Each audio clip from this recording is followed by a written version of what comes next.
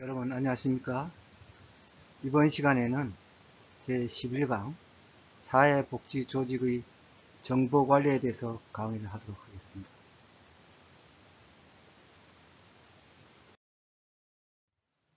강의 순서는 첫째, 정보관리 이해에 대해서 살펴보고, 두 번째로 사회복지조직의 정보관리에 대해서 강의하도록 하겠습니다.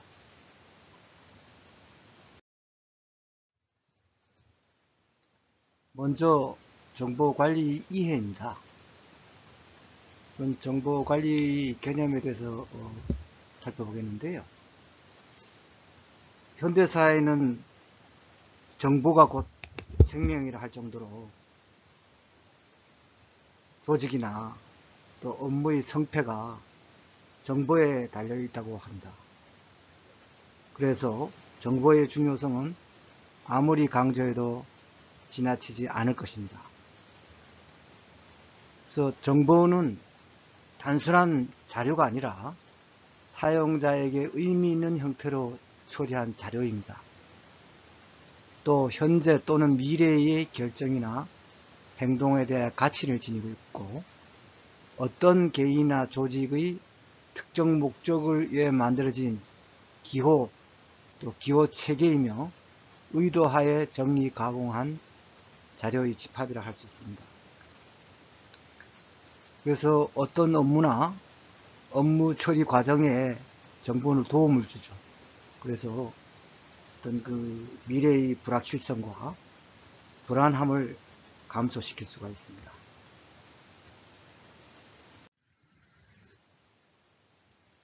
그럼 정보관리 시스템이란 무엇이냐?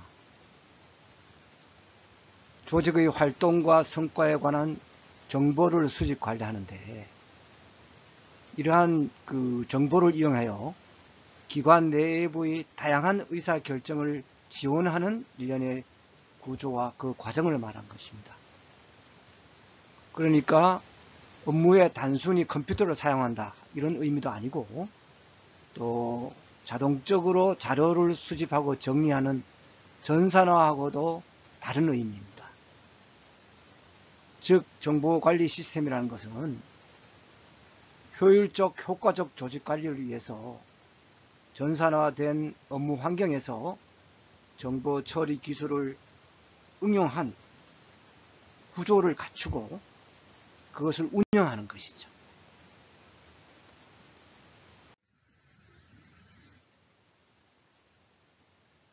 정보 처리 기술을 응용한 구조를 갖추고 운영하는 이러한 정보관리 시스템의 종류는 다양한데요. 몇 가지 5가지에 대해서 한번 살펴보도록 하겠습니다. 첫째, 자료 처리 시스템입니다. DP라고도 하는데요. 데이터 프로세싱입니다. 이것은 자료 처리를 위한 하드웨어, 또 소프트웨어와 관리 인력 및 관리 방법 등 총체적인 시스템이라고 할 수 있습니다. 다음, 관리 정보 시스템 또는 정보관리 시스템이라고도 하는데요. MIS라고, Management Information System입니다. 이것은 조직체에 속한 종합 컴퓨터 베이스입니다. 그래서 각종 데이터를 처리하는 시스템이죠. 다음, 지식 기반 시스템이 있습니다. KBS라고 하는데, 이것은 Large Based System입니다. 이것은 특정 분야의 전문적 지식으로 구성된 지식 베이스라고 할 수 있습니다. 즉, 지식에 기초한 추론이라든가 복잡한 문제 해결을 하기 위해서 작동되는 컴퓨터 시스템이라고 할 수 있습니다. 다음, 의사결정 지원 시스템입니다. DSS인데요. Decision Support System인데요. 이것은 업무 처리 과정에서 각종 의사결정이 있지 않습니까? 이러한 의사결정을 할 때 지원하는 그러한 시스템인데요. 즉 판정하는 시스템이라고 할 수 있겠죠. 그래서 각종 그 문제에는 정형적으로 해결될 수 있는 것이 있고 또 비정형적인 것이 있는데, 그러한 그 정형적인 같은 경우에는 즉시 해결 방안을 제시하고 비정형적인 같은 경우는 분석을 통해서 각종 요인을 검토하고 또 요약 제시해주는 그러한 정보 시스템이라고 할 수 있겠습니다. 다음은 업무 수행 지원 시스템입니다. PSS라고 하는데요. 퍼포먼스 서포트 시스템인데요. 이것은 업무 수행을 지원하는 컴퓨터 시스템입니다. 그래서 사회복지 조직에서는 업무 수행 그 지원 시스템에 많은 도움을 받고 있습니다.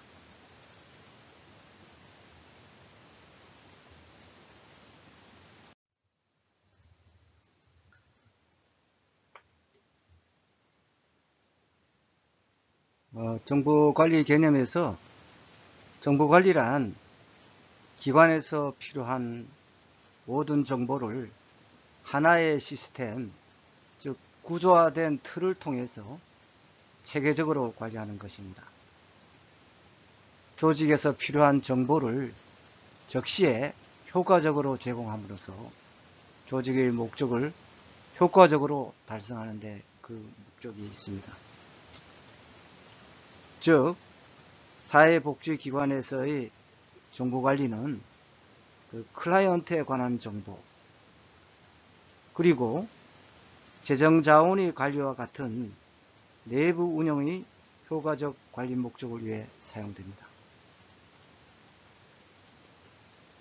그래서 정보관리 체계는 수집된 다양한 정보를 일정한 기준에 따라서 분류하여 체계화한 구조로서 다양한 자료들을 수집하고 저장하고 또 처리해서 유용한 정보로 전환하는 것이죠. 그래서 조직관리나 의사결정에 필요한 데이터를 지원해 주게 되는 것이죠. 그래서 여기 데이비스와 올슨은 정보관리 체계란 조직에 있어서 운영, 관리, 분석 및 의사결정 기능을 지원하기 위하여 정보를 제공하는 통합된 사용자 기계 체계라고 정의를 했습니다. 말하자면 정보관리 체계를 통해서 정책 결정과 행정을 위한 각종 복잡한 자료는 물론이고 일선 실무자들이 임상 실무를 위한 지침 작성에 필요한 정보까지를 포괄적이고 체계적으로 정리 분류하는 것이죠.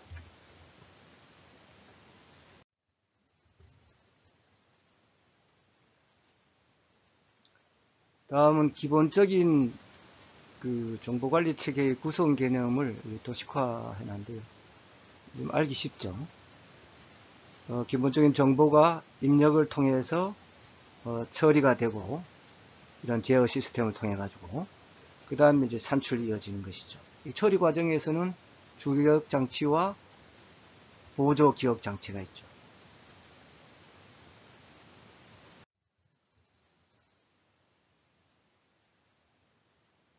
정보관리 시스템의 구성을 보면은 먼저 사무 자동화 시스템, 거래 처리 시스템, 경영 정보 시스템, 의사결정 지원 시스템, 전문가 시스템으로 나눠볼 수 있습니다.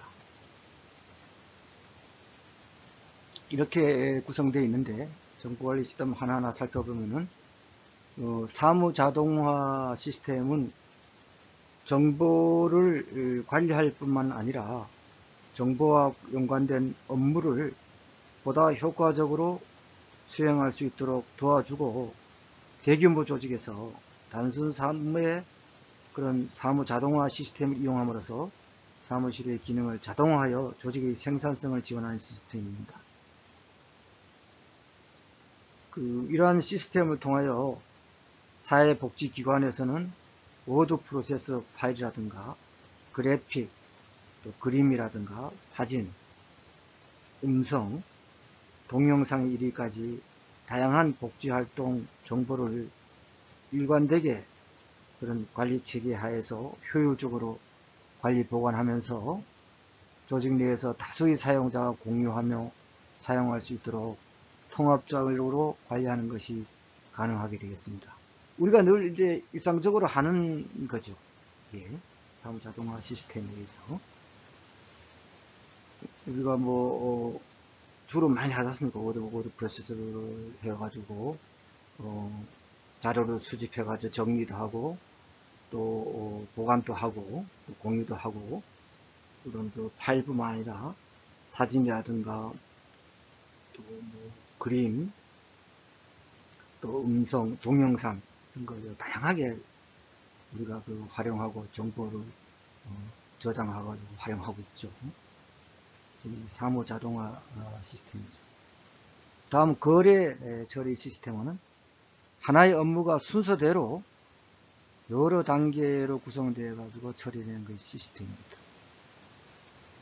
기록의 보존이나 필요한 정보를 제공하기 위해서 데이터를 수집, 분류, 저장, 유지, 갱신, 검색하는 기능으로 나뉘어 수행하는 가장 기본적인 정보 시스템 기능입니다. 그래서 거래 처리 시스템은 그런 통해 가지고 사회복지 조직을 이용하는 그런 고객에 대한 정보를 사용 가능한 형태로 가공하여 데이터베이스에 저장하고 저단적 정보를 이용하여 수요자의 서비스 관리와 맞춤 서비스를 제공하여서 조직 내외부의 의사결정에 적합한 정보를 만들어 제공할 수 있도록 합니다. 다음 경영정보 시스템은 정보를 수집해 가지고 조직하고 평가할 수 있게 해주는 겁니다. 경영정보 시스템은. 그래서 다양한 종류의 어떤 규격화된 보고서를 작성하게 해주는 것이죠. 그래서 사회복지기관의 방대한 양의 정보들을 일반 사회복지사들이 업무와 또 중견관리자 그리고 또 최고관리자에게 적합한 유용한 정보로 요약하여 제공해 줄 수 있습니다. 다음 의사결정 지원 시스템은 앞에서도 조금 설명이 있었습니다만은 효과적인 의사결정을 지원하기 위해서 개발된 시스템입니다. 그래서 의사결정자들이 자료를 활용해 가지고 쉽게 분석과 평가를 해서 옳은 판단을 할 수 있도록 해야 됩니다. 그런 시스템인데 관리자의 의사결정을 돕는 그런 시스템이다. 그래서 대화형 시스템이라고 할 수 있는데요.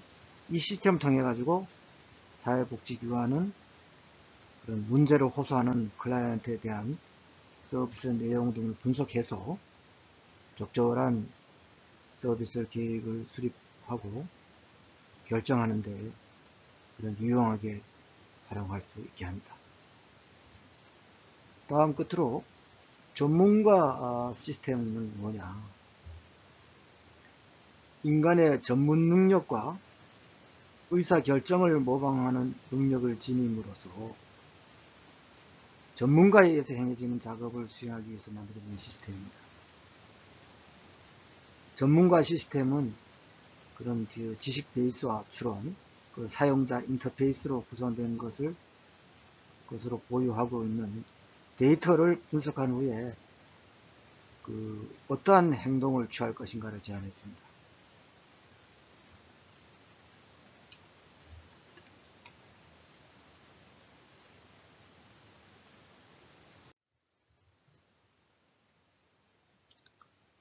다음은 정보관리 체계의 필요성에 대해서 살펴보도록 하겠습니다.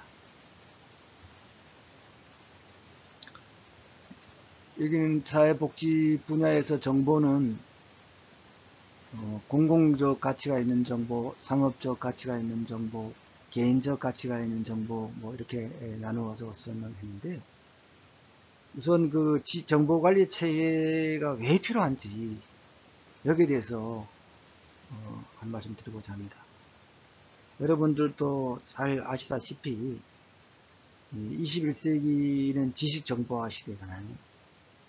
때문에 앞에서도 그 정보가 중요하다는 걸 말씀드렸지만, 그러한 이런 시대에 맞춰 가지고 컴퓨터 기술이라든가 통신 기술 등 정보 기술이 발전을 인해 가지고 정보 가치가 어느 때보다도 중요하게 되고 있습니다. 그래서 이런 그 컴퓨터 기술이라는 통신 기술을 다루지 못하면은 효과적인 업무 처리라든가 이런 그 조직의 성공적인 관리 이런 걸 할 수가 없죠. 그래서 정보의 효율적 관리를 통해 가지고 조직 내 분산된 다양한 정보들을 통합 운영하는 것이 매우 중요하게 되었습니다. 따라서 우리 사회 전반에서는 정보통신기술의 통합, 또 멀티미디어의 정보의 발달, 인터넷 등은 조직 내 업무 구조 및 생산 방식을 획기적으로 바꿔 놓았습니다. 사실 사회에 엄청난 변화가 왔죠. 그래서 정보기술의 발전은 조직 내 업무 전산화를 포함해 가지고 혁신적인 경영 전략을 구성하는 데 한몫을 하였습니다. 그래서 우리나라가 이렇게 선진국이 된 것도 이러한 그 정보통신 기술이 비약적으로 발전한 데서 힘입은 바가 큽니다. 이러한 점에서 사회복지 조직도 이게 흐름에 맞춰가야 됩니다. 그래서 다양한 사회복지 행정 업무에 있어서 보다 포괄적이고 체계적인 사회복지 행정 서비스 활동 강화를 위하여 사회복지 조직의 서비스 제공이라든가 또 유지 활동에 활용할 수 있는 사회복지 정보체계, 그리고 사회복지 행정의 관리 정보체계가 매우 필요하게 되었습니다. 그 뒤에도 나옵니다만은 그런 그 사회복지에 대해서 이제 통합 이렇게 운영하면서 또 가구별로 이렇게 다 또 통합돼 가지고 이런 그 재산이라든가 소득 이런 것도 다 파악하고 또 본인들의 어떤 그 신청도 할 수 있고 그 애로사항 이런 것도 또 건의 신청도 할 수 있고 이런 그런 그 전산망, 이 통합 전산망 이런 게 상당히 지금 구축이 잘 되어 있습니다. 그래서 사회복지 정보화는 그 국민들의 어떤 그 복지 이런 측면에서도 크게 기여를 하고 있다. 이렇게 말할 수 있을 것입니다. 그래서 일반적으로 사회복지 분야의 정보를 이렇게 세 가지로 나누는데, 공공적 가치가 있는 정보, 이는 공공재로서 사회복지 정보는 뭡니까? 정부나 공공기관 등에서 공적으로 전달한 정보 또 전달 매체다 이렇게 쓰는데, 이는 국가나 지방자치단체의 어떤 사회복지 예산이라든가 또 공공복지 서비스 기관에서 시행하는 그런 프로그램, 또 일반적인 사회복지 서비스의 제공 등이 모두 공공재에 속하죠. 다음은 상업적 가치가 있는 정보가 뭐냐? 시장제로서 사회복지 정보는 상업적 가치가 있는 사회복지 분야의 정보 및 기술 체계입니다. 특정 기업이라든가 또 개인이 다중을 상대로 자신들이 가지고 있는 그런 사회복지 정보 전달 기술을 판매하거나 또 교환하는 그런 교환적 가치를 지닌 것이죠. 또 개인적 가치가 있는 정보를 또 보면 그 사유재로서 사회복지 정보는 개인적으로 소유할 수밖에 없는 사회복지 정보다. 특정 개인에게만 필요로 하는 복지 프로그램이나 의사 전달 보고 또 교육 프로그램으로서 그런 그 프로그램 그래서 매우 소수의 특정인에게만 필요로 하는 것들이다. 이렇게 나눠볼 수가 있겠습니다. 그래서 일반적으로는 그 사회복지 분야의 대부분의 복지 정보들은 사실상 공공재의 성격을 띠고 있습니다.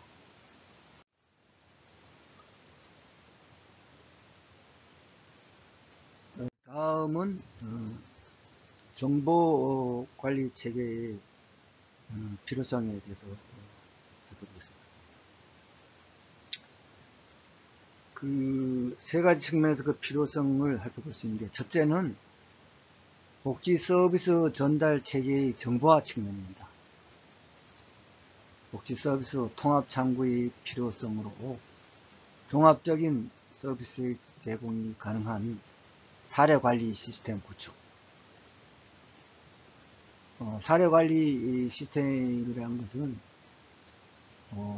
여러 어떤 복합적인 그런 욕구, 그런 사정이 있는 클라이언트 이런 분들이죠. 그러니까 뭐 여러 가지 요소가 있죠. 뭐 몸도 또 아빠가 병원에도 가야 되고, 또 생계 유지가 또 어려워가지고, 그리고 또 지원도 해줘야 되고, 또 교통수단 이런 데 없어가지고, 이런 약 같은 거 뭐 사가지고 사러 간다든가, 이런 그 생필품 구입 이런 것도 도와주고, 뭐 또 정서적으로도 또 고독하고 외롭고 우울증이 이렇게 같이 이렇게 복합적으로 오는 겁니다. 통합적으로 관리하는 건 사례관리 시스템이라고 합니다. 그런 구축. 그러니까 그런 복지 서비스 통합 창구가 되면은 이런 그 종합적인 서비스 제공이 가능한 사례관리 시스템 구축이 될 수가 있겠죠. 그래서 클라이언트의 프라이버시를 위한 그런 그 온라인 상담, 복지행정기관들의 정보화 체계 구축, 복지기관들 간의 협조적 체계 구축, 이런 가상복지관을 통한 정보 거류, 이런 것을 할 수가 있다. 이렇게 말할 수가 있을 것입니다. 그래서 여러분들은 어떤 그 정보관리 그 체계에 이런 그 상당히 중요한 업무를 많이 한다. 그래서 이것이 현재 사회에서는 우리나라 같은 경우는 상당히 필요하죠. 전달 복지 전달 정보화 측면뿐만 아니라 그 사례 관리 시스템, 아까 제가 설명드렸습니다만, 그런 통합 창구 필요성이 대두되고 있거든요. 종합적인 서비스 제공 가능한 그런 사례 관리 시스템 구축, 또 클라이언트의 프라이버시를 위한 온라인 상담 같은 거, 이런 것도 하루자꾸 늘어나고 있지 않습니까? 그래서 각종 행정기관들이 정보 체계를 구축해서 지금 아주 잘 돼 있어요. 통합망이 잘 돼 있어 가지고 정보를 가지고 효율적으로 활용을 하고 있습니다. 그래서 이런 정보 교류도 있다. 두 번째는 복지자원 동원체계의 정보화 측면입니다. 이런 복지자원도 서로 정보망이 돼 있어서 그 정보를 그 종합적으로 활용할 수 있기 때문에 그 다른 클라이언트들의 어떤 복지 요구라든가 그런 게 자체에서 부족하거나 없을 때 다른 그 시민이나 지역사회단체 또는 그 기관 또 법인 복지시설이죠.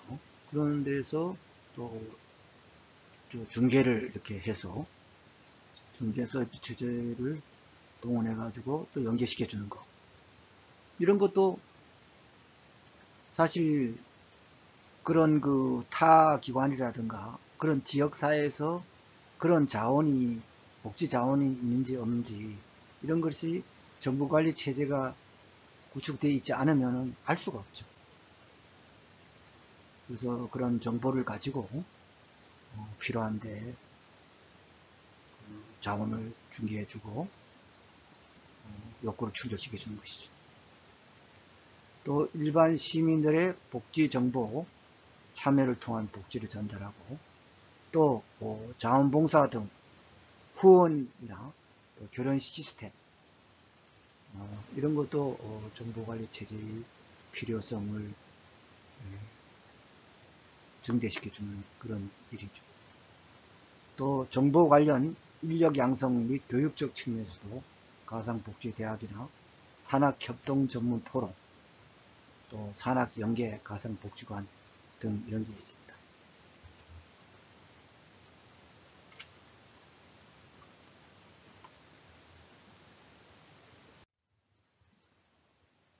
다음은 세 번째로 정보관리 체계의 기능에 대해서 한번 알아보도록 하겠습니다. 여기에는 수직적 기능이 있고 또 수평적 기능이 있고 통합적 기능이 있는데요. 수직적 기능은 조직 내에서 계층에 따른 활동을 지원하는 기능입니다. 그래서 종적으로 아래 그림이 있는데 그 의사결정 같은 경우를 그림으로 나타나는데 제일 아래 일선 행정 업무 처리가 있고 그 다음에 운영 통제가 있고 관리 통제가 있고 전략적 기획이 제일 위에 있습니다. 그래서 이렇게 그 어떤 조직 내에서의 계층에 따른 업무 활동을 지원하는 기능 같은 경우에는 수직적 기능이라 할 수 있죠. 그래서 지금 아래가 이게 그림의 수직적 기능인데 일선 행정 업무 처리는 제일 아래쪽에 이제 위치해 있는데요. 하위 조직 구성원들이 일상적인 업무를 지원해주는 그런 기능입니다. 일선이죠. 제일 이제 직접 부딪히는 데죠. 그죠? 그러니까 사회복지 그 실천 현장에서 뛰는 데죠. 아주 중요한 데죠. 그 다음에 운영 통제는 그 위에는 하위 관리층의 운영 계획, 의사결정 및 통제를 지원해주는 기능이다.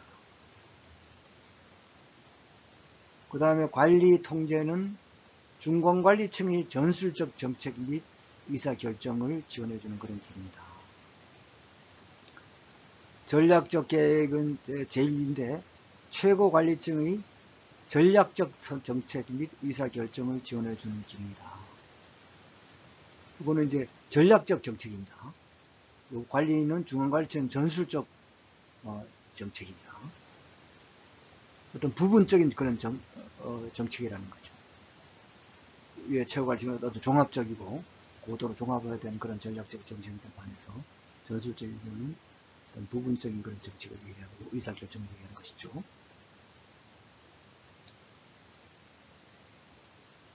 그래서 그 수직적 기능은 이런 그 조직 내 계층에 따라서 활동을 하는 것인데 좀 더 여기에 대해서 부연 설명을 해드리겠습니다. 우선 전략적 기획이라는 뭐냐. 이런 기능은 최고 관리층이 조직 방침의 확립,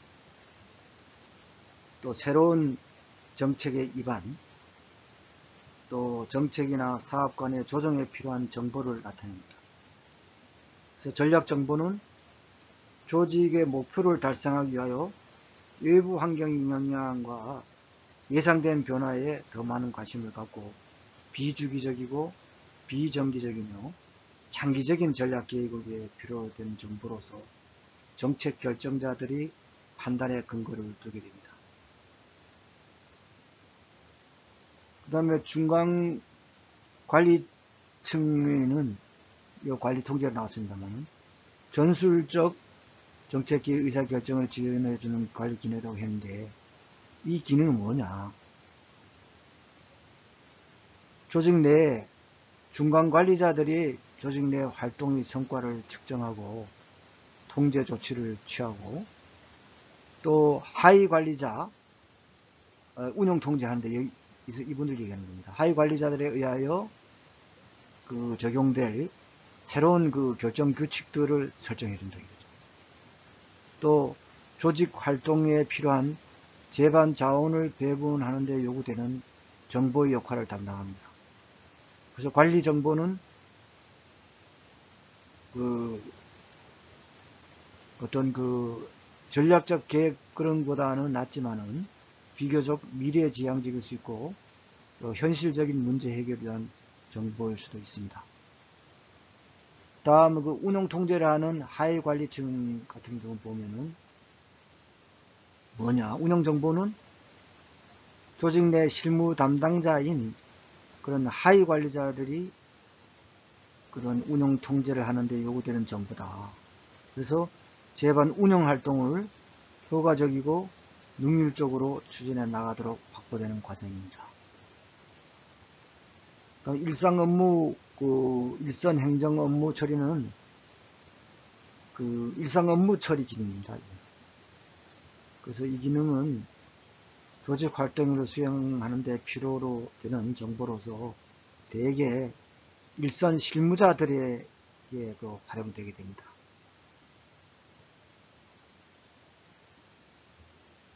그리고 그 다음에 수평적 기능에 살펴보면은 그 하위 조직의 업무 분야에 따라서 달리 지원하는 정보관리 기능입니다.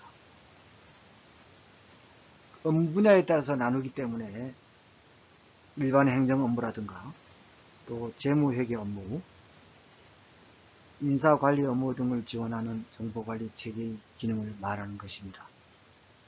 그리고 통합적 기능은 이 수직적 기능과 수평적 기능을 함께 수행하는 기능인 것입니다. 즉 하위 조직 계층에서 각종 업무를 수행하기 위하여 필요한 정보를 관리하게 되는데 이것은 하위 조직 구성원들이 그런 정보 관리 활동을 통하여 그 하부 조직 계층에게 업무상 요구되는 정보를 제공하게 돼서 결국은 조직 전체가 유기적으로 정보 기능을 함께 수행하게 되겠죠.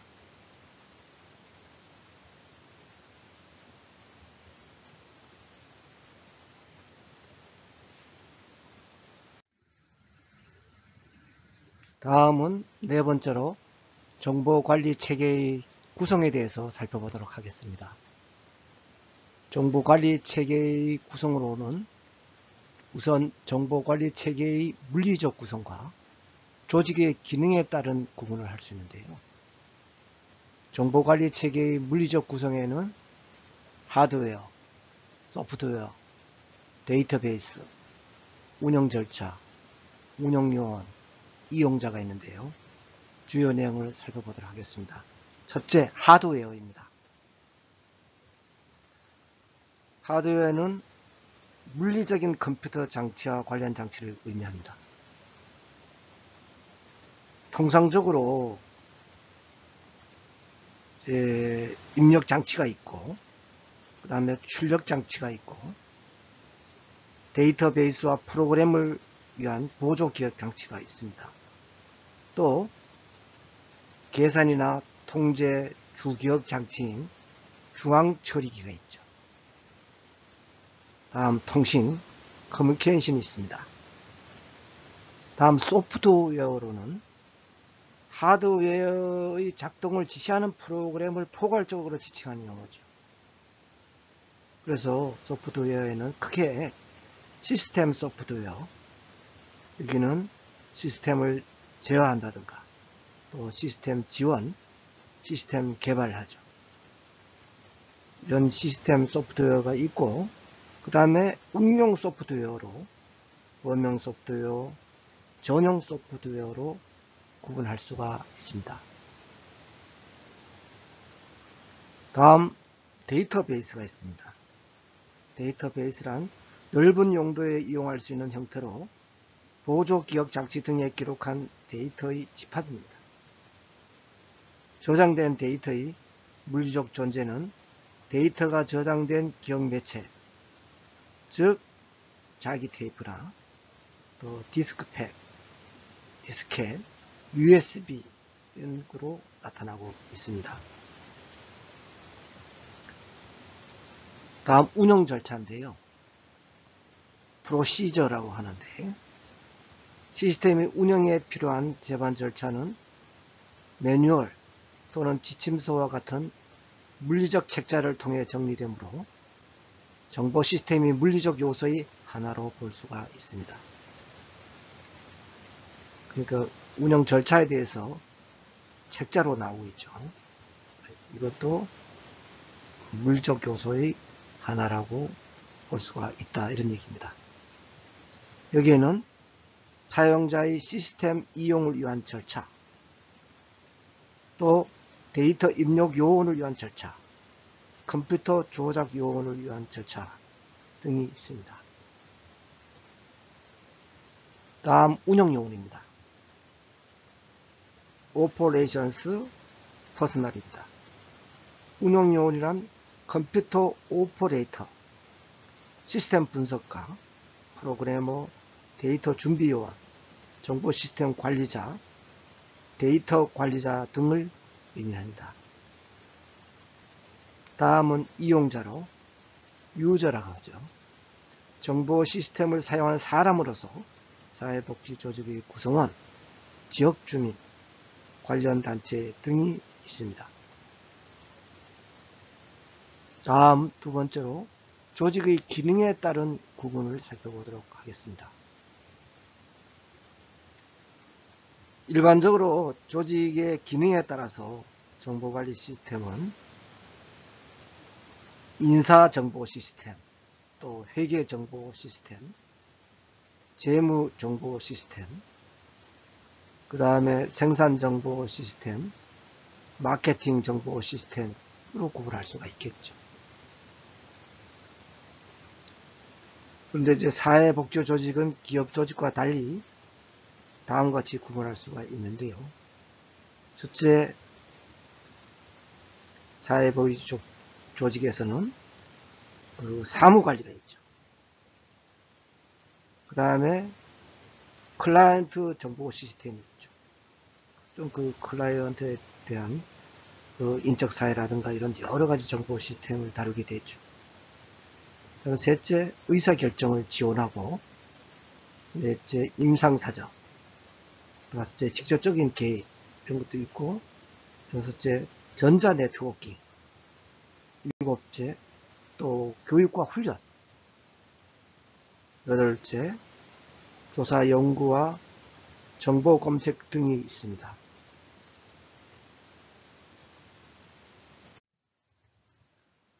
다음은 정보관리 체계 구성에서 조직의 관리 수준에 따른 구분이 있습니다. 그거는 전략기획 정보 시스템, 또 관리 통제 정보 시스템, 운영 통제 정보 시스템으로 나눌 수 있는데요. 전략기획 정보 시스템은 주로 그 최고 경영층의 업무를 지원하기 위해서 구축된 정보 시스템입니다.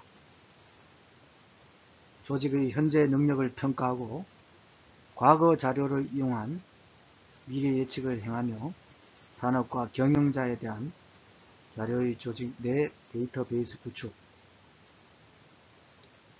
또 외부 데이터 은행과의 연결 기능 등을 구비한 그런 정보관리 시스템의 하위 시스템이죠. 그 다음에 관리 정보, 관리 통제, 그런 그 정보 시스템은 뭐냐. 주로 중간관리 층입니다. 경영층이 업무 지원에 사용되는 정보 시스템으로 어떤 계획, 또 예산 모형, 차이 보고 프로그램, 문제 분석 모형, 의사결정 모형, 또 조회 모형 등을 갖추게 됩니다. 셋째, 운영 통제 정보 시스템은 조직의 기본적인 거래 활동이 원활히 수행될 수 있도록 하여 하위 경영층의 업무를 지원하기 위한 정보 시스템입니다. 그래서 이를 위해서 거래 처리, 또 보고서 처리라든가 또 조회 처리 기능을 구비하는 것을 기본으로 합니다. 그러니까 이제 전략기획 정보 시스템은 최고 관리층 업무를 지원하기 위한 거고, 이 관리 통제 정보 시스템은 중간관리자, 중간 경영층의 업무를 지원하기 위한 그런 정보 시스템이다. 그리고 운영 통제 정보 시스템 같은 경우는 그런 하위 경영층 업무를 지원하기 위한 정보 시스템이다. 그렇게 알아두시면 편하겠습니다. 알기 쉬울 겁니다. 다음 시스템의 지원 업무에 따른 구분으로 거래 처리 시스템, 의사결정 지원 시스템, 사무 자동화 시스템, 전문가 시스템, 그룹 지원 시스템, 중력 정보 시스템, 이런 게 있습니다. 업무 지원에 따른 지원 업무에 따라서 이렇게 구분한 겁니다.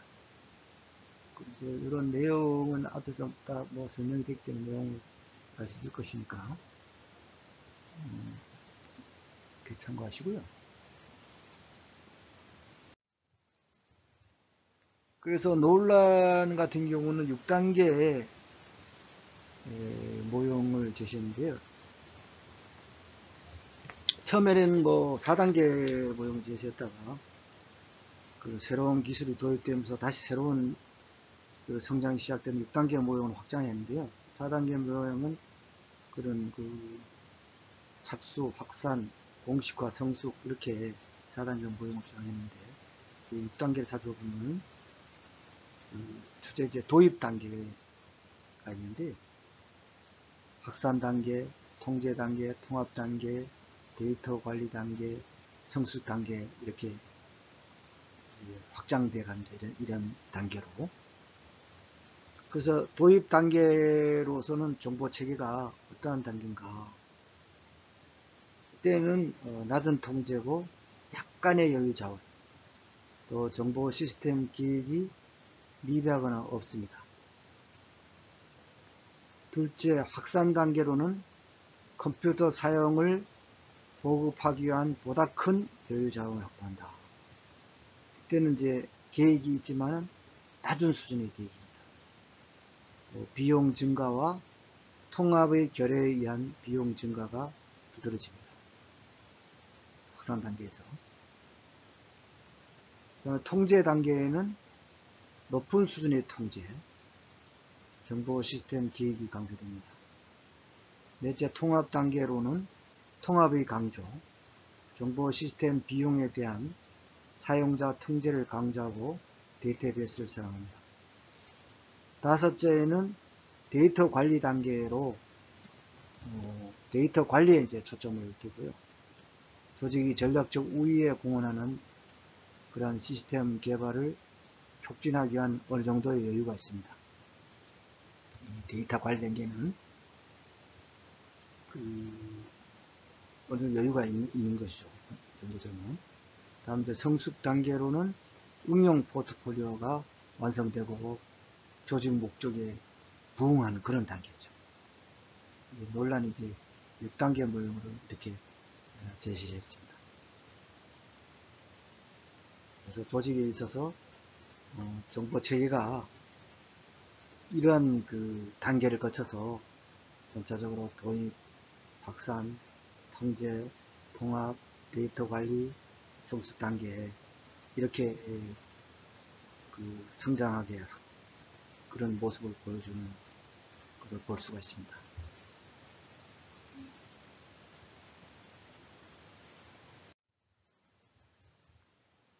다음은 5번째로 정보관리 체계의 설계 요건에 대해서 한번 가보겠습니다. 우선 첫째, 현재 자원이 어떻게 사용되고 있는가를 알려줘야 합니다. 정보관리 체계를 설계할 때 자원이 어떻게 사용되고 있느냐, 즉 기관의 각 부서에서 요원들이 직간접적 서비스를 위해서 그들이 시간을 어떻게 사용하고 있는가, 또 치료자에게 배당된 시간을 통해서 얼마만큼의 서비스가 이루어지고 있는가 알려주고요. 또 동일한 서비스 부서나 기관의 회계 부서를 통해 가지고 비용에 관한 자료를 수집해야 됩니다. 그래서 이를 통해서 서비스 비용이 결정되는 것이죠.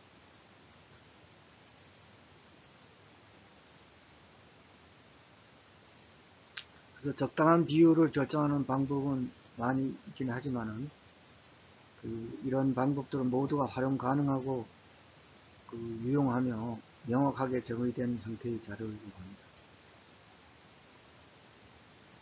그래서 서비스 방식과 그런 유형에 대한 명확한 합의가 없으면은 사업 비용을 비교하기 어렵게 됩니다.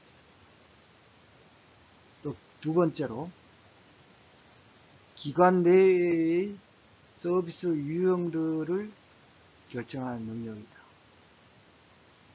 기관 내에서 중복되는 책임, 또 전문적인 역할들 간의 차이, 그리고 치료에서 누락된 클라이언트의 사후 처리를 합니다.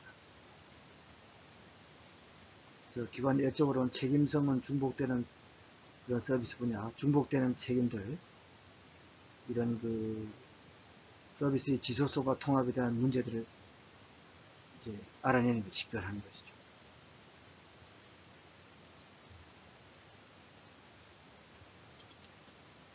그 다음에 세 번째로 고려할 요인이 기관 간의 각 하위 체계의 일선 관리자의 기관 직원에게 그들이 책임져야 할 서비스 활동에 관한 보고서를 제공해 줘야 됩니다. 그래서 입원, 퇴원, 제공해야 하는 서비스, 또 케이스 분담, 업무 시간 및 치료 결과에 관련된 정보가 제공되어야 합니다. 또 보조금 제공자와 자금 출처에서 요청하는 보고서를 작성해야 합니다.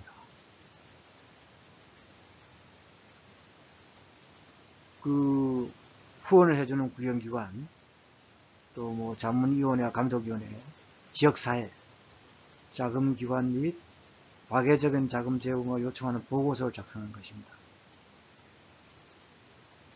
그래서 앞으로 예상되는 요구 조건뿐만 아니라 현재의 요구 조건도 재검토되어야 할 것입니다. 그 다음에 다섯째로 장단기 결정사항을 위해서 계획 자료를 제공해야 한다.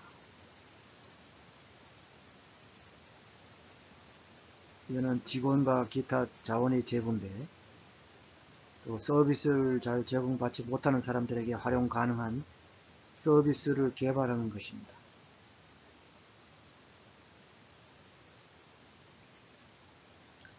그래서 장기 결정 사항에 대해서는 서비스 내용이라든가 그런 치료 방법, 또 요원들의 효과성, 어떤 목표를 얼마쯤 달성했네요. 그죠? 또 비효율적인 사업을 대체할 혁신적인 사업의 필요성을 확인하고, 새롭게 인지된 욕구를 충족시키기 위한 사업 계획이 중요하다 하겠습니다. 여섯째로, 포괄적이고 정확한 자료의 수집뿐만 아니라 체계의 경제성도 보장해야 합니다. 그래서 입력된 자료들은 요원들이 최소 시간 내에 찾아볼 수 있고, 가능하면은 어느 곳에든지 활용할 수 있도록 준비되어 있어야 됩니다.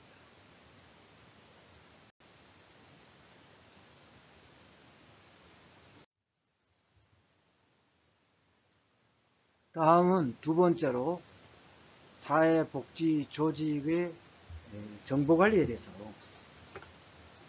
알아보도록 하겠습니다.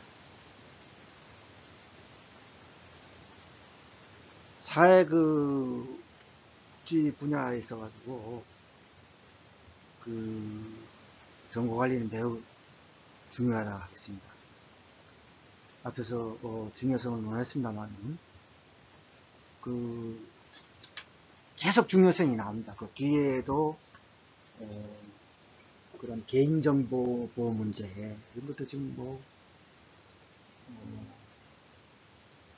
상당히 지금 사회적으로도 문제가 되는 경우 있지 않습니까? 정보가 유출돼 가지고. 그래서 그런 개인정보 보호법도 제정되고 있는데 정보 처리자들이 소홀하게 해가지고 그런 외부로 유출되고 악용되는 경우가 많죠. 그래서 사회복지 조직의 정보 관리도 엄청나게 중요하다. 그래서 여기는 사회복지 정보와의 고려사항이 있습니다만 우선은 중요성에 대해서 교재도 있습니다만 120쪽에 있습니다만 이 함축된 설명이 여기에 있습니다. 한번 제가 또 설명을 하겠습니다. 사회복지 분야에 있어서 조직 차원의 정보 관리는 중요하게 인식되고 있다. 또 중요성을 논하겠죠. 이 전후로 계속 중요성이 논하는 거예요. 정보에 대해서는. 그러니까 이 정보를 체계적으로 또 안정적으로 비밀이 유지되고 이렇게 잘 다뤄야 되겠죠. 정보를. 그래서 이러한 정보관리 체제를 갖추고 그런 체계를 갖추고 정보를 관리할 경우에는 이 이론점이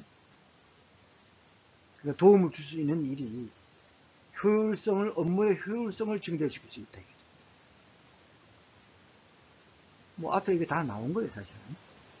업무의 효율성을 증대시킬 수 있고, 또 의사결정에 필요한 그런 정보 지원을 통해 가지고 그런 사회복지 조직의 서비스를 효과적으로 제공할 수 있겠죠.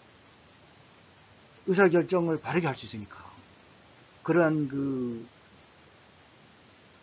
데이터베이스에 있는 그런 정보를 활용해 가지고 또 아까 의사결정하는 그런 시스템도 있지 않습니까?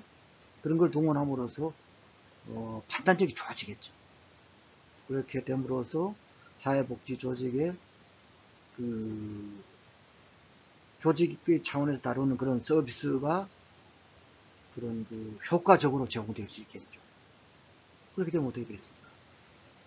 클라이언트라든가 그런 수요자들이 대만족하겠죠.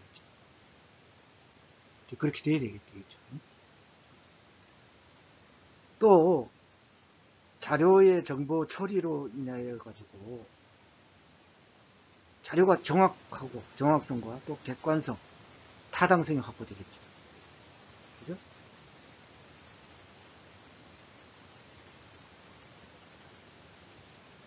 그러나 이제 우려되는 거는 문제점은 클라이언트의 정보 보호와 관련한 윤리적 문제. 좀 전에 제가 설명했지 않습니까? 그런 개인정보를 악용하고 정보를 유출하고 이런 문제가 발생되는 거죠. 개인의 어떤 민감정보 이런 거, 또 다루기도 소홀해가지고 유출되는 경우 있고, 더 나쁜 건 악용하는 거.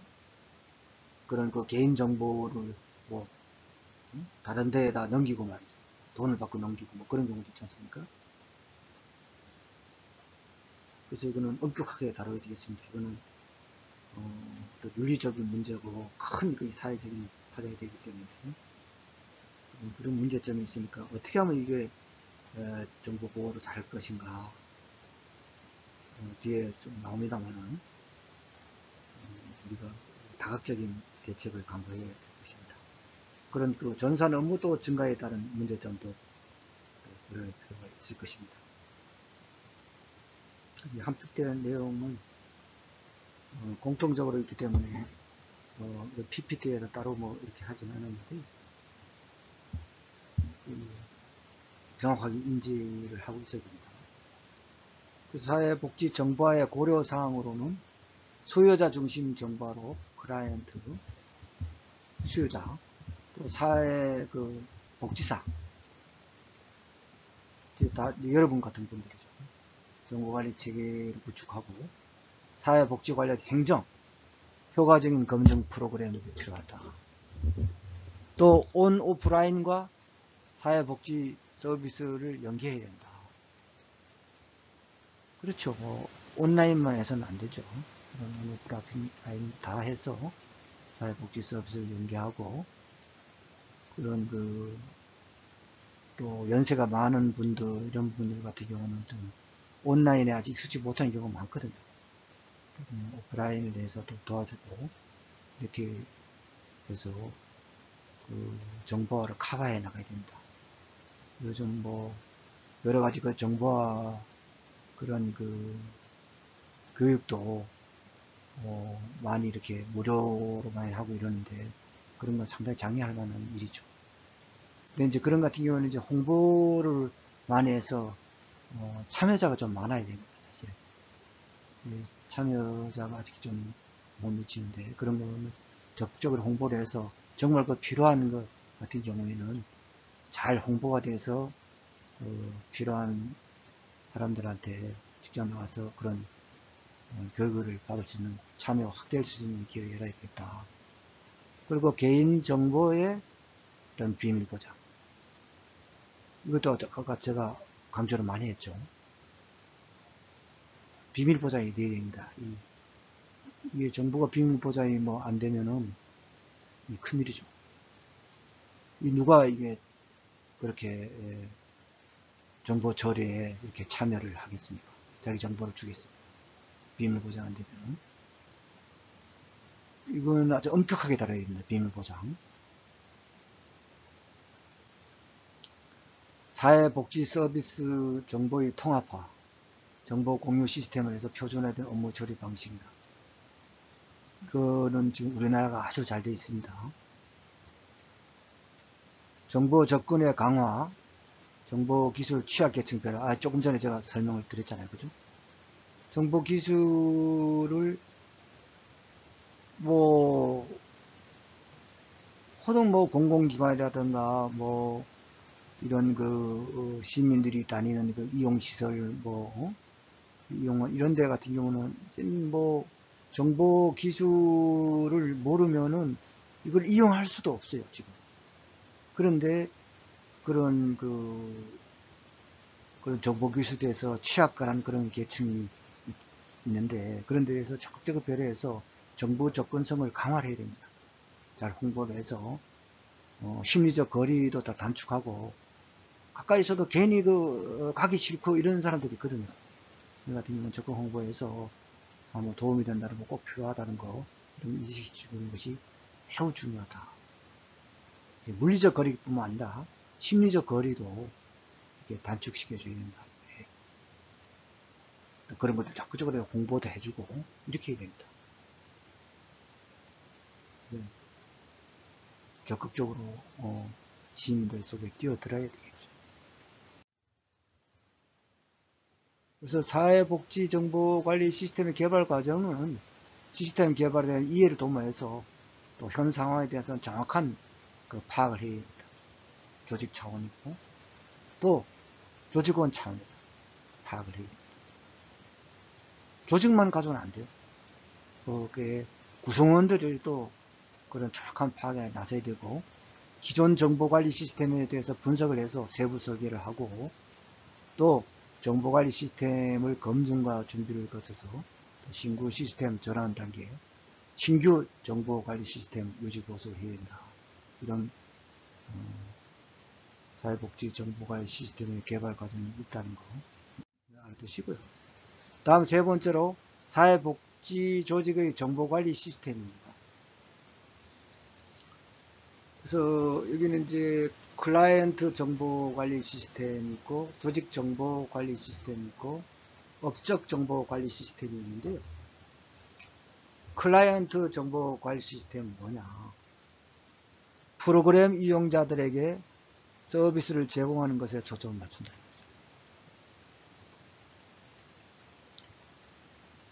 그래서 클라이언트 정보관리 시스템의 주요 하위 시스템들은 이러한 과정에서 나타나는 활동들을 반영한다.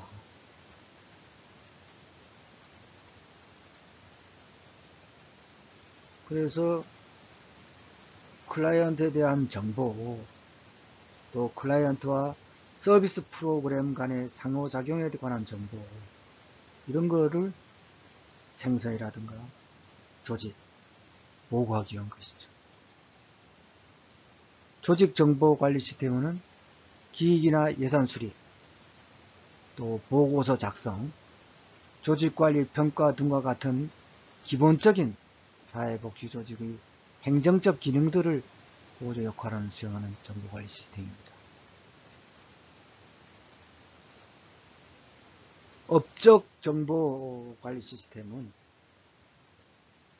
의사결정의 향상을 위해서 프로그램의 생산성과 또 효과성과 같은 다양한 측면들을 평가하는데 필요한 목적으로 정보를 다룹니다.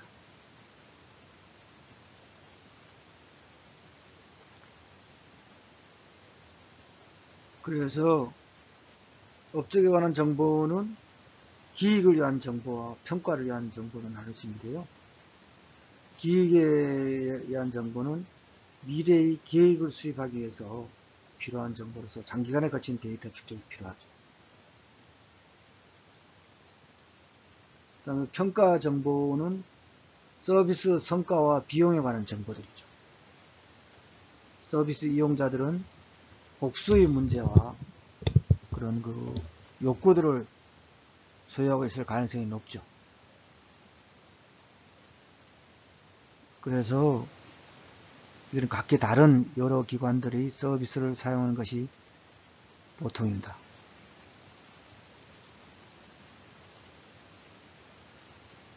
그래서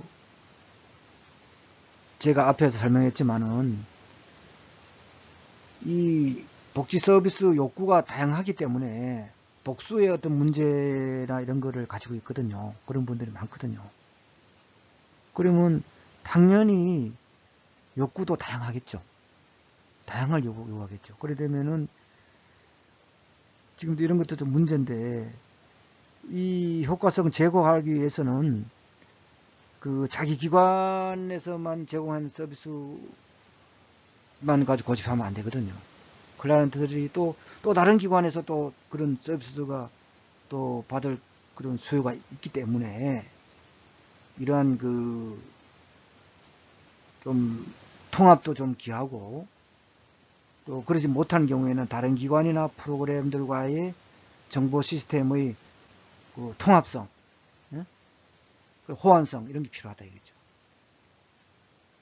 매우 중요한 얘기입니다. 이것도.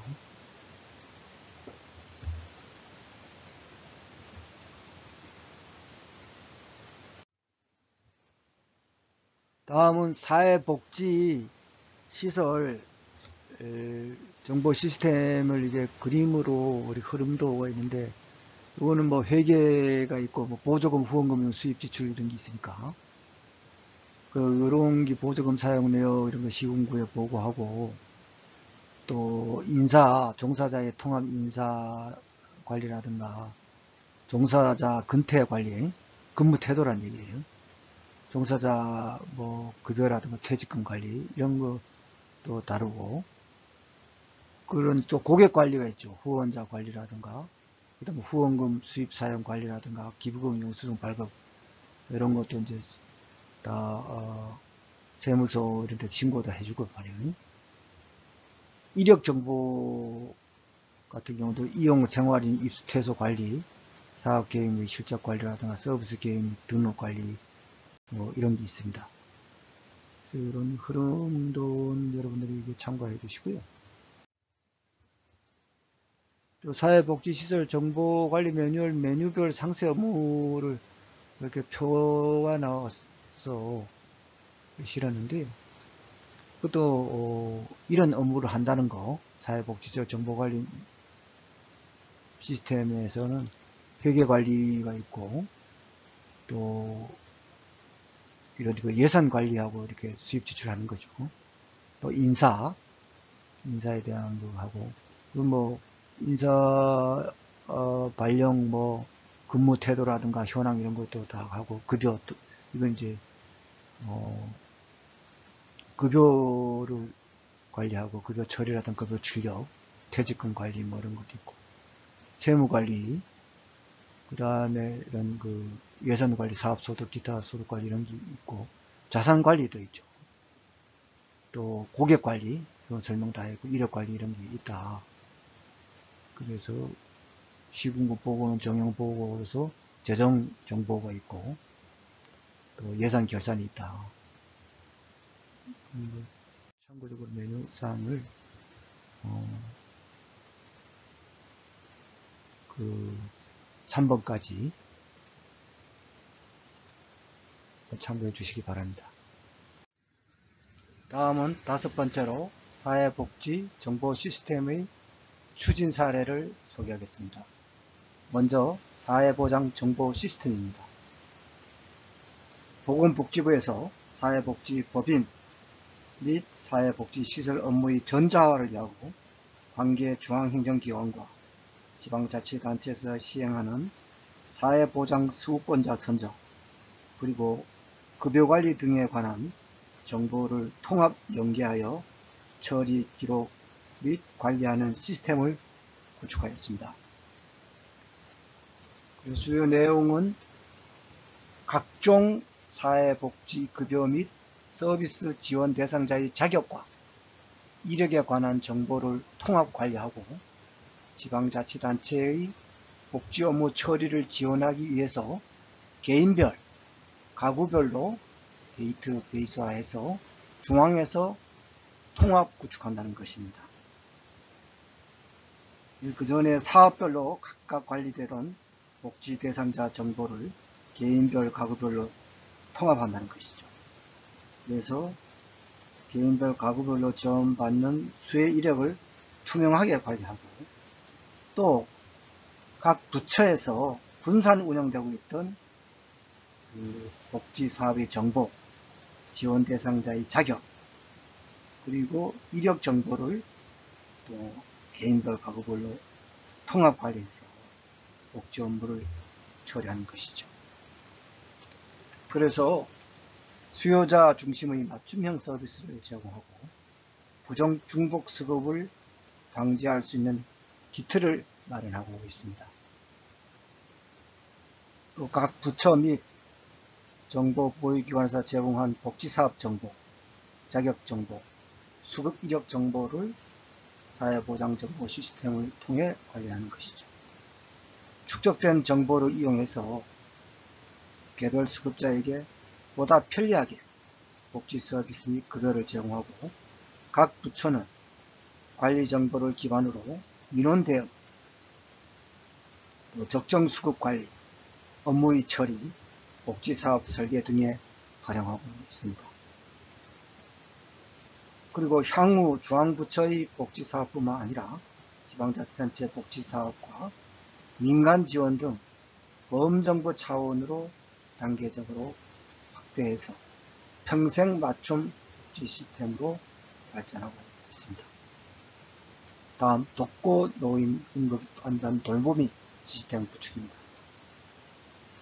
독거노인 그 응급안전 돌보미 지원 그 시스템 사업은 정보통신, IT, 무선 네트워크 기반 기술, RFID, USN을 이용하여 24시간 365일 독거노인의 안전상태를 실시간으로 확인 관리하는 것입니다.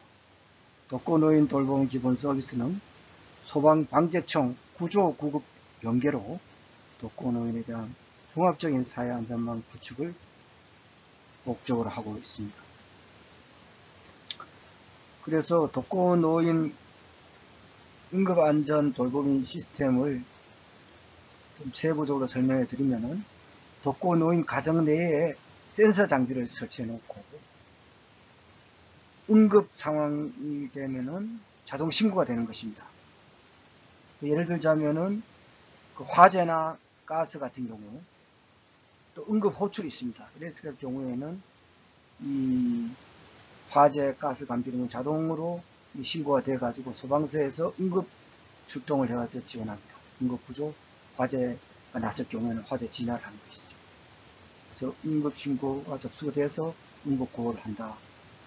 이제 소방서에서 하고, 지역센터에서는 그 대상자 이력 정보와 응급 상황 정보, 활동량 데이터, 장비 작동 정보 이런 거 하고 일상생활을 지원하는데 안전 확인, 생활교육, 서비스 연결해서 독거노인 활동을 모니터링합니다. 그래서 데이터 모니터링하고 이상 징후 발견 시에는 노인 돌보미가 방문합니다. 다음, 사회복지시설 정보 시스템 구축입니다. 2003년 전자정부 31대 로드맵 과제로 선정된 때 구축한 시스템으로 사회복지시설의 회계, 인사, 후원금, 복지서비스 이력관리 등 시설의 업무 효율성 향상 및 회계 투명성을 제고하기 위한 목적입니다. 그래서 사회복지사업법에 따라서 장애인, 노인, 아동, 한부모, 노숙인, 사회복지관, 노인복지관, 지역자활센터, 장애인 직업재활센터에서 활용하고 있는데요.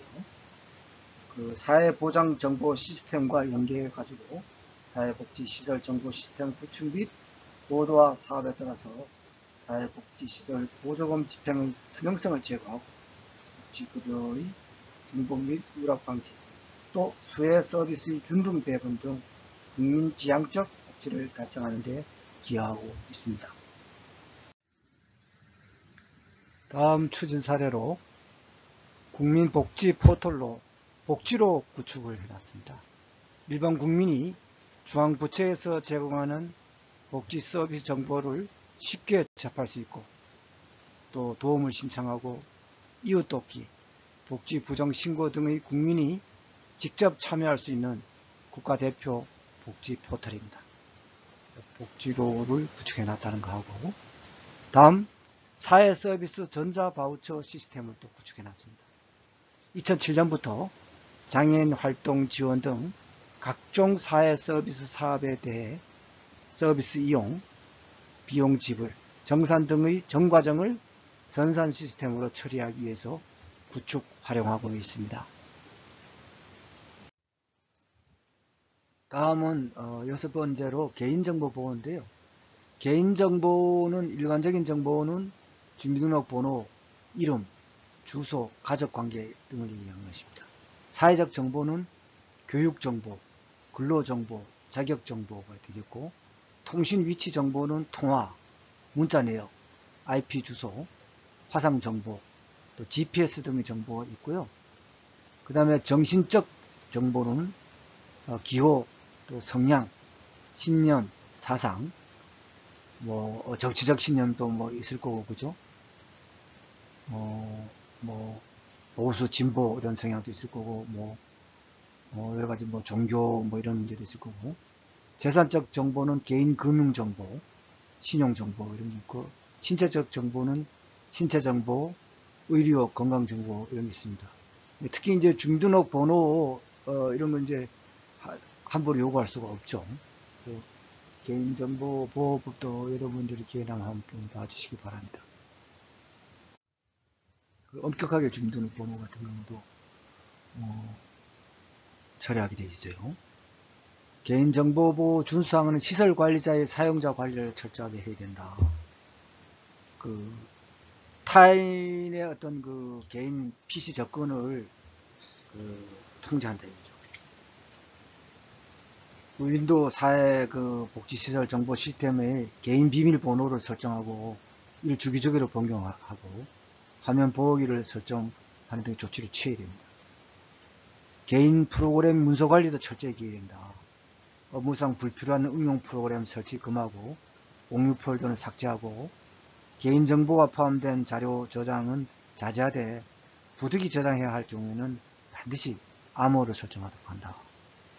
그 다음에 개인정보 보호교육을 실시하고 또 정신적 물리적 폭력 등의 피해자를 보호하는 시설 같은 경우에는 특히 개인정보의 관리에 보다 유념해야 할 것이다.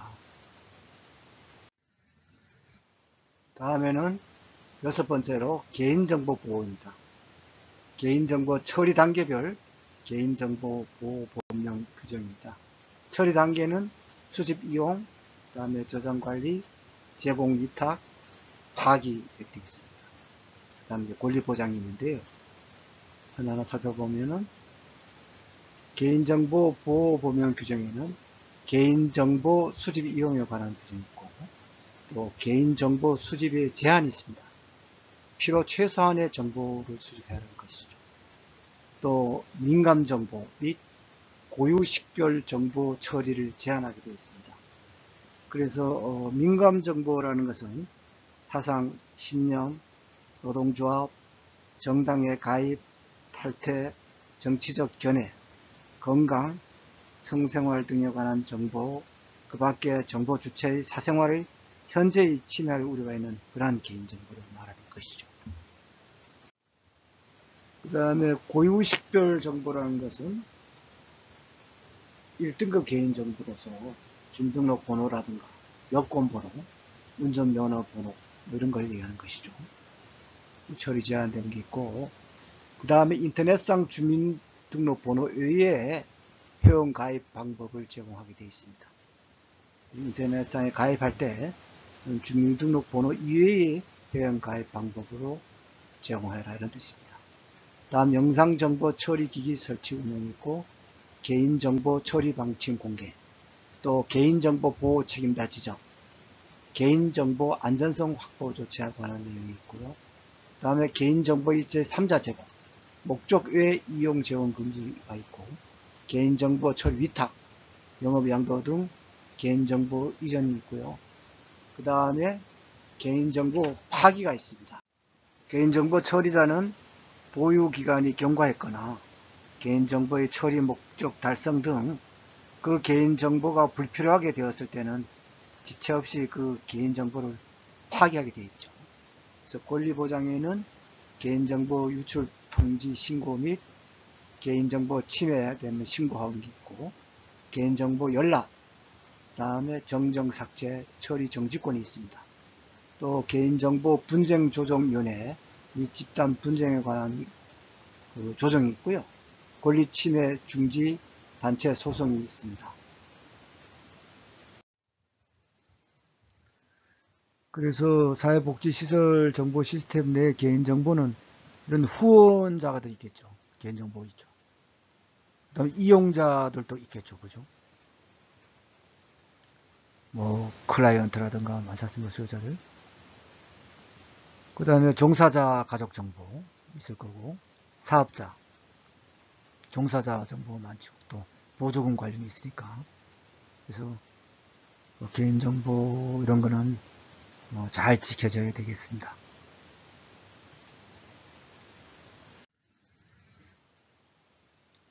지금까지 사회복지조직의 정보관리에 대해서 살펴보았습니다. 이번 주 과제를 부여하겠습니다. 첫 번째 과제는 사회복지조직에서 개인정보 보호를 위해서 준수해야 할 사항은 무엇인가? 두 번째로 사회복지조직에서 개인정보보호법에 의거하여 개인정보의 처리 시 정보 처리 단계에 따라 유의해야 할 사항은 무엇인가입니다. 이상으로 제11강 사회복지조직의 정보관리에 대한 강의를 모두 마치겠습니다. 다음 시간에는 제12강 사회복지조직의 마케팅과 홍보에 대한 수업 진행이 있겠습니다. 여러분 다음 시간에 만나요.